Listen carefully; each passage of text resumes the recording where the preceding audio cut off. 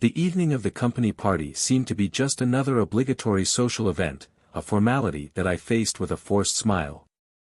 The room was full of laughter, toasts and lively conversation, but the feeling of something out of place was hammering at the back of my mind. She was standing there, next to me, smiling as radiantly as ever. She looked perfectly comfortable in the dress I had chosen for her months before, which was now glistening under the bright decorative lights. But something about the way her eyes roamed around the room, the way her laugh stood out in a particular direction, bothered me deeply. That's when I saw them. The boss, the man I respected, or at least pretended to respect, was standing in a corner, holding a glass of wine and exchanging furtive glances with her. It wasn't the kind of look you exchange between acquaintances or colleagues. It was intimate, almost brazen. I felt the ground shake beneath my feet. The world seemed to slow down as the pieces of the puzzle fell brutally into place in my mind. All the time. All that trust I'd placed in her, the nights when I'd come home late and she seemed so understanding, it was all falling apart. "Are you all right?" a voice asked me, but it wasn't hers. It was some colleague's, someone who, at that moment, seemed as irrelevant as the noise of the music in the background. I just nodded and kept my eyes fixed on the scene unfolding in front of me. The way they laughed, the way their hands lightly touched when they thought no one was looking, was a stab every second. I needed to be sure. I needed to see how far it would go. With firm but controlled steps, I began to approach her, observing her reactions. Her laughter became more restrained. He avoided looking directly at me, but the nervousness in his gestures was clear. They knew. They knew they were being watched. "What's going on here?" My voice cut through the air like a blade. She froze. He choked on his wine. It was a moment of pure discomfort, but I couldn't let it overwhelm me. "Why are you so tense?" I insisted, staring at them both. "Nothing, of course it's nothing," she replied quickly, but the blush on her cheeks betrayed her. He tried to change the subject, striking up a conversation about work, but I was no longer interested in masks or subterfuge. I knew the truth. I could feel it in my bones. "Do you think I didn't notice?" I asked, now looking directly at him. "Do you think I'm so blind, so naive, that I'd never notice what's happening right under my nose?" The whispering started all around. Other people at the party were turning to watch the scene, but I didn't care. They could hear everything. In fact, I wanted them to. I wanted the whole world to know. The betrayal wasn't just a blow to my heart, it was an affront to my dignity, to the trust one had blindly invested in someone I loved. "Let's talk in private," she whispered, grabbing my arm, but I gently pushed her away. "There's nothing left to hide, is there? Why don't we talk about it right here, where everyone can hear?" He looked like he was about to run off, but stood still, like a deer in front of car headlights. "It's not what you think," he stammered, but the words were hollow, without weight. "Isn't it?" I retorted. "Then tell me, what is it? Explain it to me, because I'm very curious to understand why my wife is exchanging glances with the boss as if they were lovers." She tried to intervene. "Please, don't do that here," she begged, but her voice was shaky, trembling. "You didn't think about here when you decided to do this, did you? You didn't think about what might happen if I found out, did you?" The words poured out of me like lava, burning everything around. Silence settled in. All eyes were on us. The music had stopped, or maybe I'd just stopped listening to it. All that existed at that moment was the betrayal in their expressions. They couldn't deny it. There were no more excuses. As I looked at them, I felt a whirlwind of emotions run through me. Anger, sadness, humiliation. But above all, a feeling of revenge began to grow inside me. Did they think they could do this without consequences? Did they think I would just be another victim, a man who would put his head down and move on? They were wrong. The exact moment when I decided what to do is still a blur, but I remember looking him straight in the eye and saying, "I hope you're prepared," because this isn't going to end well for either of you. And that's how it started. What followed was a spiral of revelations, confrontations, and consequences that no one in that room could have predicted. But one thing was certain, that would be the last moment when they would control the narrative. Because from then on, I would take the reins, whatever the cost. And now, as I look back on every detail of that night, one question still echoes in my mind: how did it come to this? And, more importantly, how will it end? This is the story of a betrayal that destroyed more than hearts. It changed lives forever. And what happened afterwards? Well, that's something you need to find out. Welcome to our channel. Here, we neither condone nor support any kind of betrayal. All the stories you'll hear are fictional, created to show how betrayal destroys lives, hearts, and relationships. Get ready, because what follows is a shocking story, full of twists and turns and powerful lessons. Fasten your seatbelts and dive into this impactful plot. Good story. The distant sound of the city seemed to calm Renato's thoughts as he adjusted his tie in front of the mirror. It was the day of the company's annual party and, as always, he was looking forward to the event with a mixture of obligation and enthusiasm.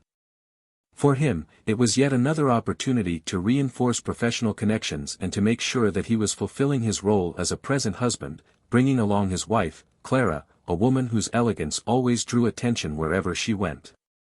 Clara was the definition of sophistication. Her brown hair fell in soft waves and her smile, although reserved, had the power to captivate whoever received it. She seemed perfect in Renato's eyes, a woman who masterfully balanced her domestic routine with her burgeoning career in marketing. Although she sometimes showed a certain emotional distance, Renato always attributed this to everyday fatigue.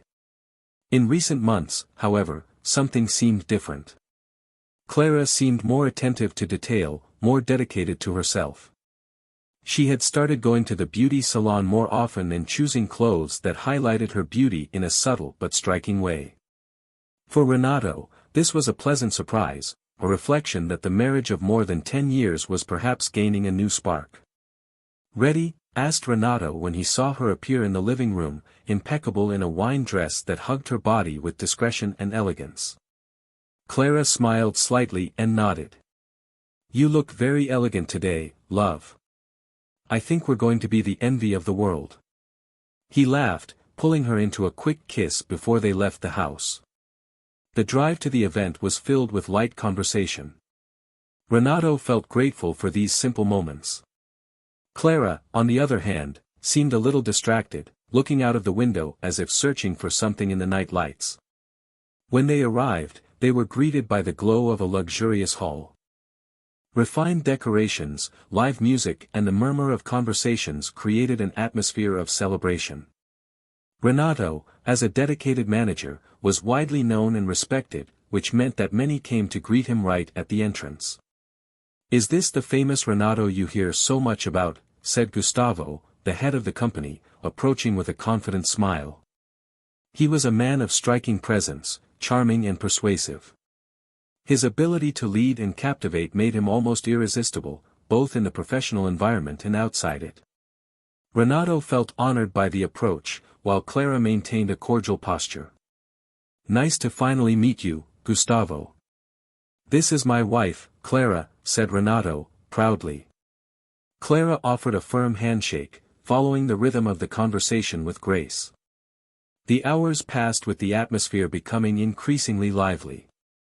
Renato was busy chatting with colleagues and addressing trivial work issues, while Clara circulated around the room, interacting with other guests.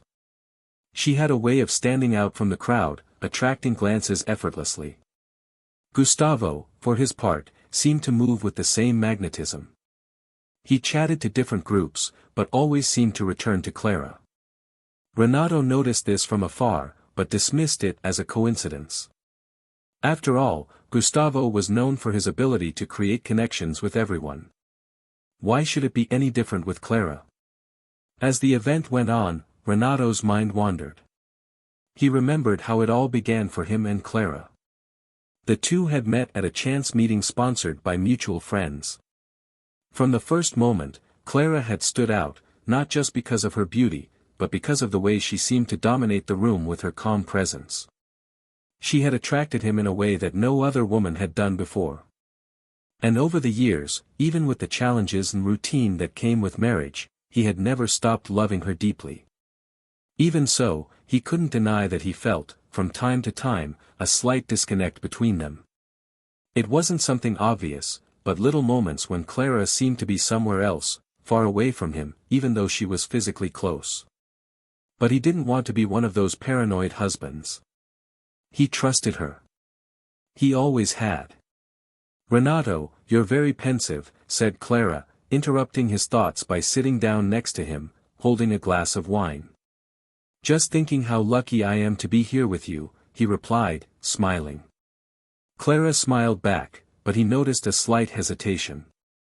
Perhaps it was just his imagination, he thought. The party continued with speeches, toasts and moments of relaxation. Renato couldn't help but notice the slight familiarity with which Clara and Gustavo interacted during the evening. It was subtle, almost imperceptible, but he felt a tightness in his chest. He decided not to say anything. Not that night. As they drove home, the silence in the car was comfortable, but filled with thoughts.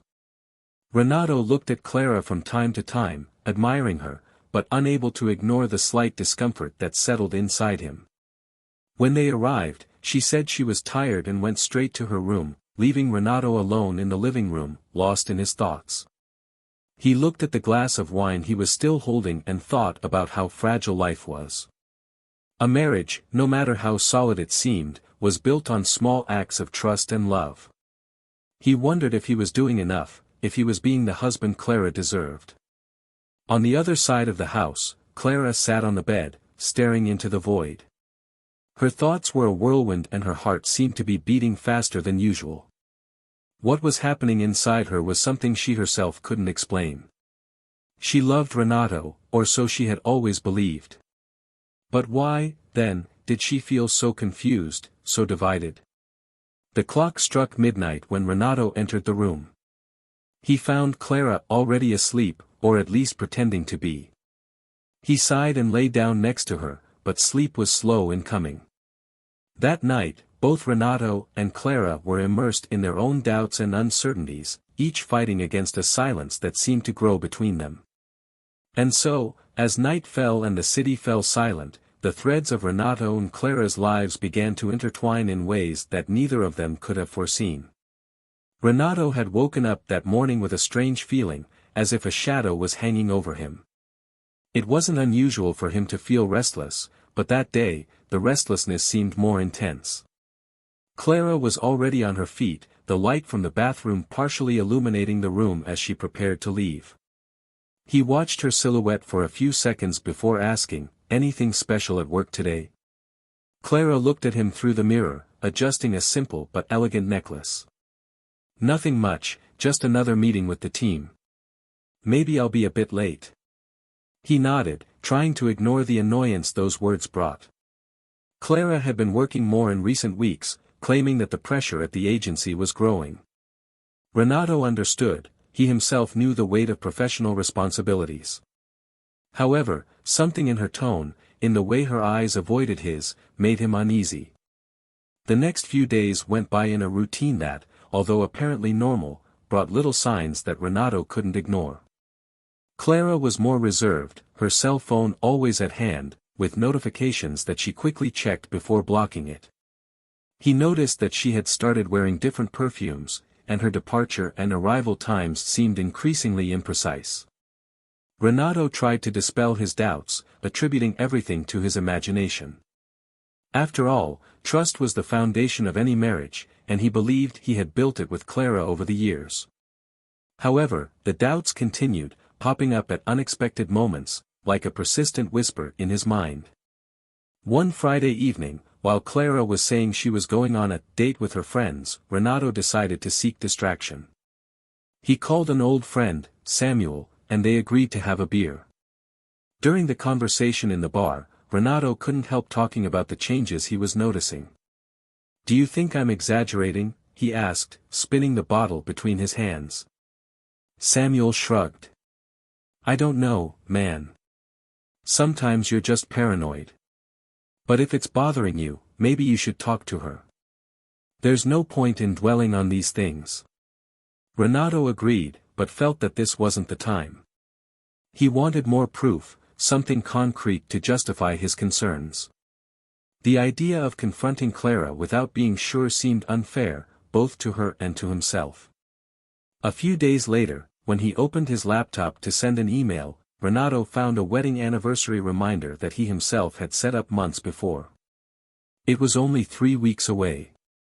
He decided he would do something special, perhaps a trip to rekindle what he felt was being lost. He planned everything in secret, researching travel packages and choosing a destination he knew Clara would love. The idea excited him, but at the same time, it increased his sense of urgency. He needed to make sure they were on the same page before presenting the surprise. The following week, Renato came home early from work on an unusual day. Clara didn't know that he would arrive earlier than usual. When she entered the house, she noticed that it was quiet, but not empty.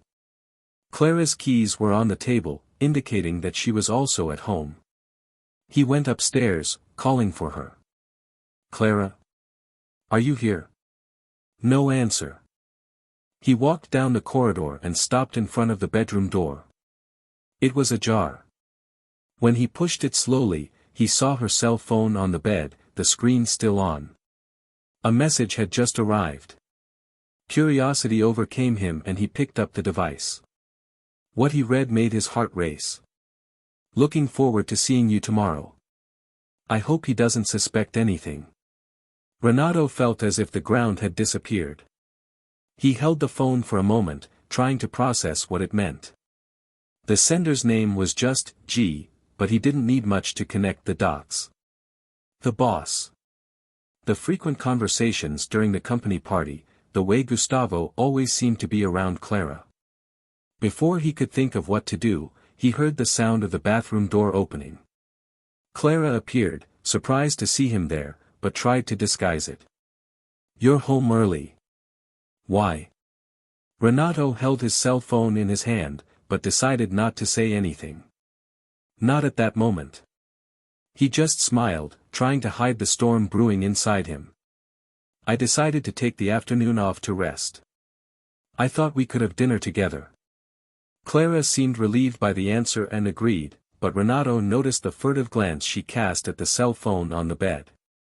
During dinner, the conversation was light, but he could hardly hear the words. His mind was racing, planning what to do.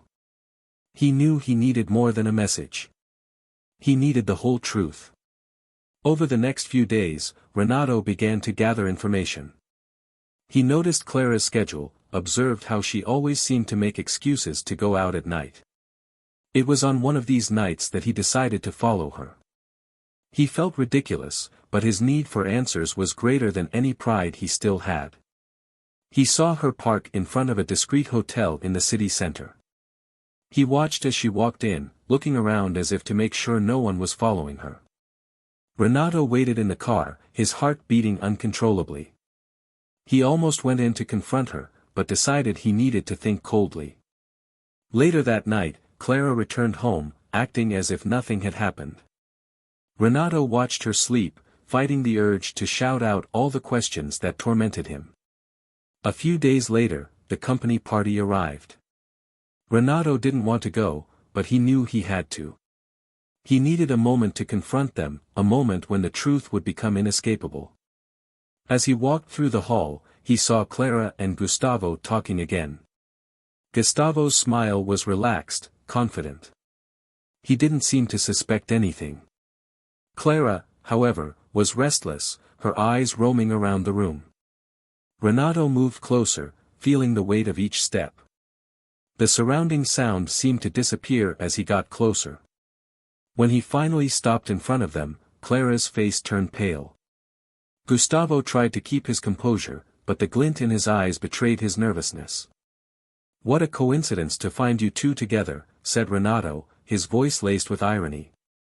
You always seem to have a lot to talk about. Clara opened her mouth to reply, but nothing came out.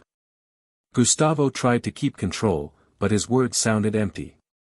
Renato, it's not what you think, he cut him off with an icy smile. Isn't it? Then please tell me. What exactly am I supposed to be thinking? And it was at that moment, in front of everyone, that the masks began to fall. The party hall was packed, but the silence around Renato was deafening. Every distant laugh, every clink of a glass seemed to echo in his mind like a cruel reminder of what was about to happen. He stared at Gustavo, who was still trying to keep his composure, and Clara, who couldn't hide the panic in her eyes. I just want to understand, Renato began, his voice firm but charged with a latent tension that threatened to explode. What exactly is going on here? Clara opened her mouth to speak, but Gustavo was quicker. Renato, can we talk in private? This isn't what you think, and it wouldn't be fair to expose it here. Renato smiled, but it was an empty smile, without any hint of humor. Ah, so now you care about what's fair. He looked directly at Clara. Don't you want to tell me, or would you rather I told you what I know? She hesitated, looking away, as if she expected the ground to open up under her feet. Gustavo tried to intervene again. Renato, please, I insist. Let's settle this calmly. Calmly?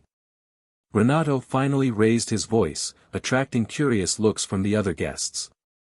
You want to talk about calm after months of lies? After betraying my trust, my life? The words echoed through the hall, cutting through the hubbub of voices and leaving an awkward silence. Clara, unable to maintain her facade, stepped forward, her voice trembling. Renato, listen to me, please. It's not as simple as it looks. Renato laughed, a bitter laugh full of incredulity. Simple. Then explain it to me. Explain how you and he thought you could fool me. I want to hear it from you. Clara looked at Gustavo, who looked away, unable to bear the weight of the conversation. She knew there was no way out, but the words seemed stuck in her throat. It was a mistake, she murmured, almost inaudibly. A mistake. Renato repeated, sarcasm dripping from every syllable. You call months of hidden meetings, secret messages, and lies, mistake. The tension in the air was palpable, but before Clara could answer, another voice came from behind them. A tall woman with dark hair and a firm posture walked towards the group. She held an expression that mixed anger and determination.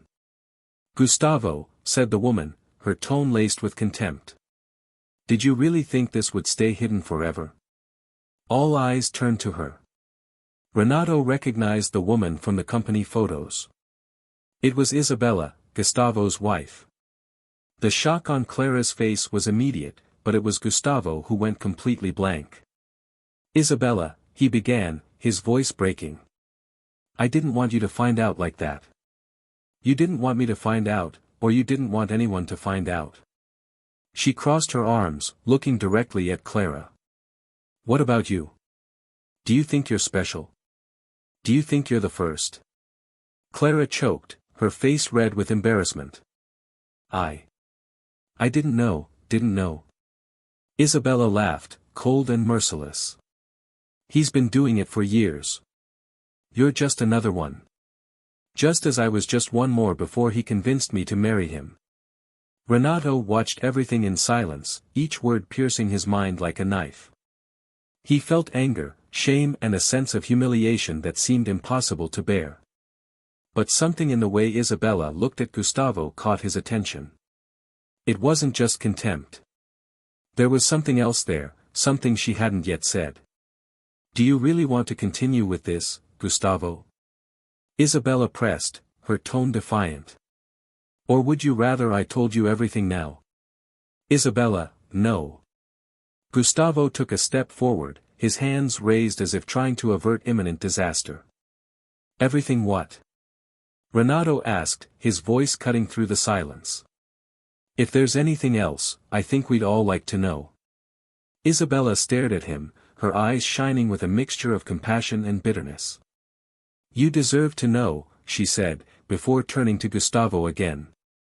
But he should be the one to tell. Gustavo stood paralyzed, his face losing all color. He seemed to be searching for words, but couldn't form a coherent sentence. It was then that Renato realized that the secret Gustavo was hiding was much deeper than any betrayal. "Speak up," Renato demanded, his tone uncompromising. "Or I'll find out some other way." After a long moment of silence, Gustavo finally let out a heavy sigh. He looked at Clara, then at Renato, and then bowed his head.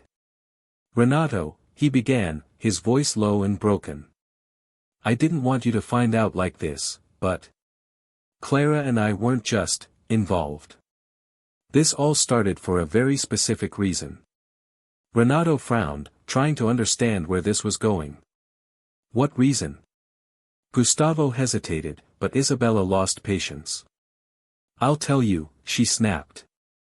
"They weren't just cheating on you, Renato. They were using you."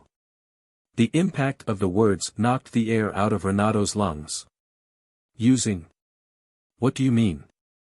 Gustavo finally looked up, his expression defeated. "We needed information. Confidential information about your contracts, about the negotiations you were conducting." Renato felt as if he had been punched in the stomach. "You used Clara to spy on me." "She didn't know at first." Gustavo tried to argue. "But then it became difficult to stop. I needed this information, and she agreed to continue." Clara finally found her voice, but it was weak, almost inaudible. "Renato, I never wanted it to go this far. I just wanted to help. Renato shouted, pain and anger exploding in his voice. "You betrayed our trust, our marriage, and you even handed my job over to this. He couldn't finish the sentence. The room spun around him, the words echoing like an endless nightmare. The weight of everything he had heard crushed him. Clara's betrayal, the use of his personal life for professional purposes. It was all more than he could bear. "Renato," Clara began to cry, holding out her hand to him. "Please forgive me. I love you," but Renato took a step back, raising his hand to interrupt her. "Don't you dare say you love me. Love doesn't do that. Love doesn't destroy like that." Silence returned to the room, now filled with tension and looks of pity. Renato took a deep breath, trying to control the storm inside him. He knew that, from that moment on, nothing would ever be the same. And in the back of his mind, a new question arose: how far had Clara and Gustavo gone? And how could he get back everything they had taken from him? Renato left the party hall without looking back. His steps were firm, but his insides were in ruins. The cold of the night hit him like a slap, but he hardly noticed. Every word he heard, every betrayed glance from Clara and Gustavo, every fragment of the truth that had been revealed suffocated him. He got into his car and sat in the seat, his hands on the steering wheel, breathing deeply as he tried to organize his thoughts. The images of that night repeated themselves like a cursed movie: Clara's desperate look, Gustavo's cowardly hesitation and Isabella's cutting words. None of it seemed real, but it was. He closed his eyes for a moment, trying to contain the wave of emotions that threatened to explode. Anger, sadness, humiliation and overwhelming pain mixed together, leaving him paralyzed. Deep down, Renato knew he needed to make decisions, but he didn't have the strength to do so at the moment. He drove aimlessly for some time, the deserted streets serving as a safe space for his tumultuous thoughts. After almost an hour, he parked in front of a park. There, sitting on one of the benches under the starry sky, he began to reflect on what had happened.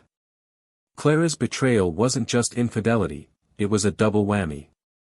She had allowed Gustavo to manipulate him, using confidential work information for her own ends. The betrayal, which initially seemed only personal, now extended to the professional. Renato felt that not only had his marriage been destroyed, but also his integrity, his confidence in himself and who he was in the world. As he thought about it, Isabella's words came back to him. She had insinuated that Gustavo was recurrent in this kind of behavior. The look of compassion she had given him that night had marked him. It wasn't the look of someone who wanted to destroy everything, but of someone who understood what he was going through.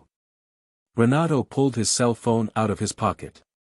There were unread messages from Clara, but he didn't have the strength to open them. As much as he wanted answers, he knew that her words would bring no comfort at that moment. He needed clarity, but above all, he needed a plan. This situation would not end without consequences. Renato would not let Gustavo or Clara get away with this. The next morning, Renato woke up in a modest hotel room. He had booked the room on the spur of the moment, without even going home.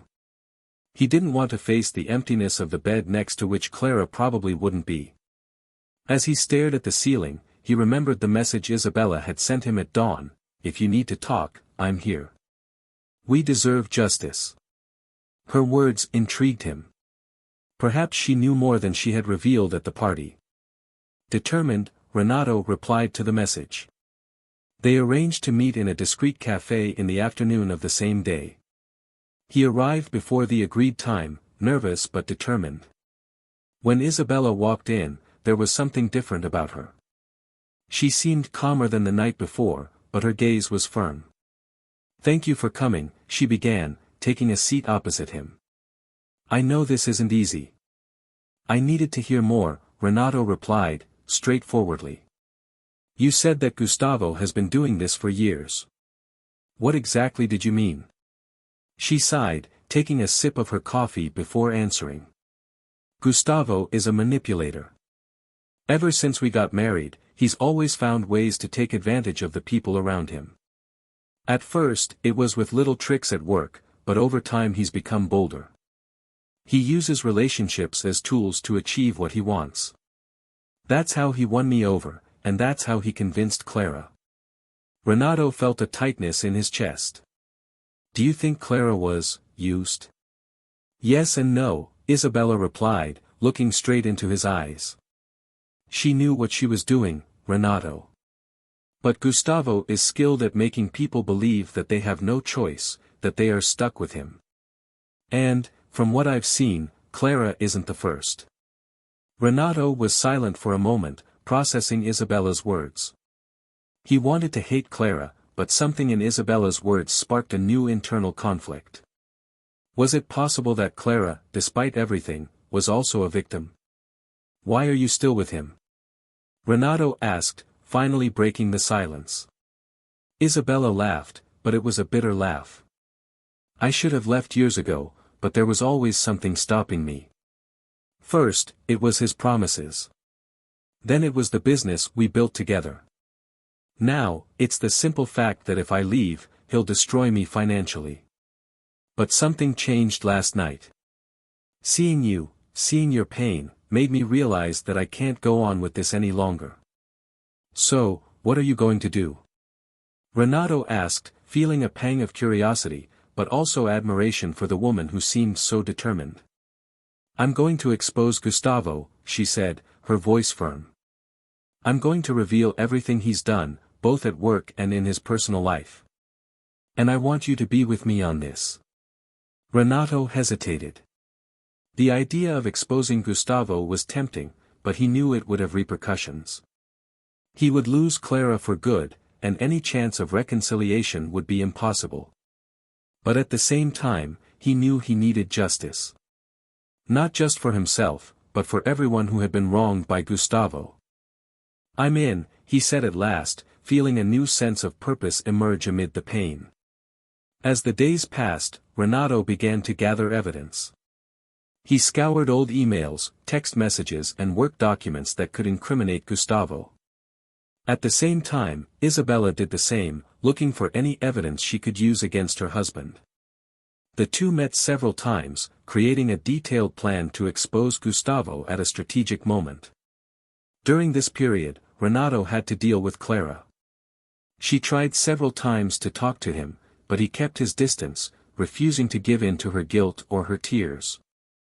With each attempt, Renato grew stronger. He knew he needed answers, but not before finishing what he had started. On one of these nights, Clara finally confronted him. She showed up at the hotel where he was staying, desperate to talk. Renato, please listen to me, she begged, her voice breaking. I know you're hurt, but I need you to understand what happened. Understand? Renato replied, the anger and pain evident in his voice. How do you want me to understand, Clara? You betrayed everything we built together. Not just with me, but with my work, with my life. I was weak, she admitted, tears streaming down her face. Gustavo manipulated me. He made me believe that I had no choice. But you did have a choice, Renato retorted, his voice calmer now. And you chose to lie. You chose to cheat. Clara remained silent, his words echoing in her mind. She knew he was right, but the guilt she felt was overwhelming. I just wanted to fix it, she mumbled. Renato stared at her, feeling a mixture of anger and sadness. If you really want to fix something, you'll have to start from scratch. And that doesn't include the two of us. His final words came as a blow to Clara, but she knew it was the truth. She left without saying another word, leaving Renato with an even bigger void, but also with the certainty that he was on the right track. Now, with Isabella by his side and the truth about to be exposed, Renato felt he was nearing the end of this devastating chapter in his life. And, deep down, he knew that what was to come would be the start of something new, even if it was still uncertain. Renato stared at the computer screen, reviewing the latest documents he and Isabella had gathered. Detailed evidence of years of Gustavo's manipulation and corruption lay before him. Messages, contracts, recordings of conversations. It was an arsenal that could not only destroy Gustavo's career, but also expose his true nature to the world. Are you ready for this? Isabella asked, taking a seat next to him. There was a glint of determination in her eyes, but also a shadow of tiredness. Renato nodded. He's taken everything from us. Now it's his turn. The two of them had set up a meeting with the company's board to present everything. Renato knew the consequences would be severe, but he was already prepared to face the chaos. It was the only way to move forward. On the day of the meeting, Renato entered the conference room with Isabella by his side. Gustavo was already there, sitting at the head of the table with a confident smile. Clara was a few steps away from him, crestfallen, unable to face Renato. I'm glad you could make it, Gustavo said, trying to sound cordial, but with a slightly defiant tone. I hope this goes quickly. I have important appointments. Renato placed a folder on the table, looking directly into Gustavo's eyes. I hope it's quick too. Because what we have to show you won't take long to understand. Gustavo tried to disguise his discomfort, but when Isabella began to speak, his countenance changed. She described, in detail, the schemes he had set up, using Clara and other employees as cogs in his game of manipulation. Renato went on to explain how Gustavo had used confidential information to gain illicit financial advantages and harm his competitors. That's ridiculous, Gustavo interrupted, laughing nervously. Do you really think anyone is going to believe these stories? Renato opened his laptop and connected it to the room's projector. Images of emails exchanged, financial spreadsheets and text messages appeared on the screen. Maybe they won't believe us. But they will believe this. Silence filled the room as the board members watched the evidence. Gustavo began to sweat, trying to argue, but his voice was drowned out by the irrefutable evidence. Finally, one of the directors interrupted. Gustavo, this is inadmissible. We'll refer this to the legal department immediately. Gustavo's expression turned to pure despair. I can explain, he began, but no one was willing to listen. Isabella stood up, crossing her arms. You don't need to explain anything. It's all there. And I guarantee it will be the last time you manipulate anyone. Clara, who had remained silent, suddenly stood up. I've been manipulated too, she said, looking at Renato. But I know that doesn't excuse me. I know I was wrong, that I betrayed you in every possible way. I just hope that one day you'll be able to forgive me. Renato stared at her for a moment, feeling a mixture of anger and pity. Forgiveness may come, Clara, he said, his voice low but firm. But trust will never return. Clara left the room, visibly shaken, leaving Gustavo to deal with the consequences. Renato knew that she was trying to rebuild what she had lost, but he also knew that his life would never cross paths with hers in the same way again. Over the next few months, the pieces began to fall into place. Gustavo was fired and sued by the company's board, facing a long court battle. Isabella filed for divorce, finally breaking ties with him and starting a new phase in her life. With control of the finances, she ensured that Gustavo did not escape unscathed, taking a large part of his assets in the process. Clara also faced the consequences of her actions. After leaving the house she shared with Renato, she moved out on her own and started going to therapy. Time showed that she was genuinely sorry, but the scars she left on Renato were too deep to erase. He decided to move on, focusing on his career and his own emotional healing. Isabella and Renato kept in touch. The mutual support they found during the chaos brought them closer together in an unexpected way. What began as an alliance to bring down Gustavo evolved into something more. Gradually, a genuine friendship blossomed between the two, and over time, this friendship gave way to something deeper. One afternoon, as they walked together through the park, Isabella looked at Renato and said, "I never imagined that something good could come out of all that mess." Renato smiled, for the first time in a long time feeling a lightness in his heart. Sometimes we need to go through the storm to see what really matters. They didn't know what the future held, but they were willing to find out together, step by step. The story of Renato, Clara, Gustavo and Isabella has come to an end, but the lessons remain. Betrayal, lies and manipulation leave deep scars, but they also pave the way for unexpected new beginnings. Renato found a new perspective, while Clara and Gustavo faced the consequences of their choices. What did you think of this story? Tell us what you think. We want to know what impacted you the most and how you felt when you heard each twist and turn. Don't forget to subscribe to our channel for more stories like this. Here, we show how betrayal destroys lives, but also how it's possible to overcome even the worst moments. And remember, we don't support any kind of betrayal. See you next time.